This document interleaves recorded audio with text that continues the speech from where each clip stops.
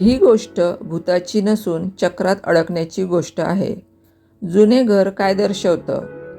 ते घर म्हणजे एक शापित जागा, जिथे जो कोणी शिक्षक येतो तो हळूहळू त्या आधीच्या शिक्षकाची जागा घेतो. घर बदलत नाही, फक्त माणूस बदलतो. चिठ्ठी, शेवटचा दरवाजा उघडू नकोस, याचा अर्थ ती चिठ्ठी आधी अडकलेल्या शिक्षकाने दिलेली इशारा आहे. तो स्वतः सुटू शकला नाही, म्हणून दुसऱ्याला वाचवायचा प्रयत्न करतो.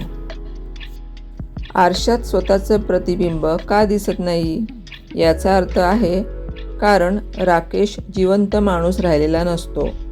तो आता त्या घराचा एक भाग झालेला असतो.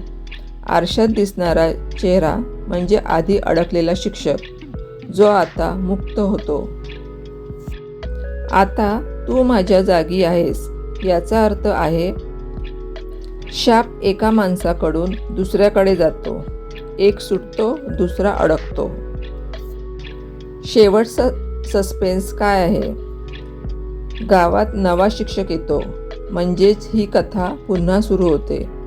हा शेवट सांगतो की वाईट गोष्टी कधी संपत नाहीत, त्या फक्त नव्या व्यक्तीत चालू राहतात.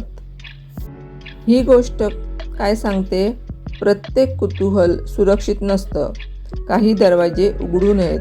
काही चुका पुन्हा पुन्हा घडत राहतात.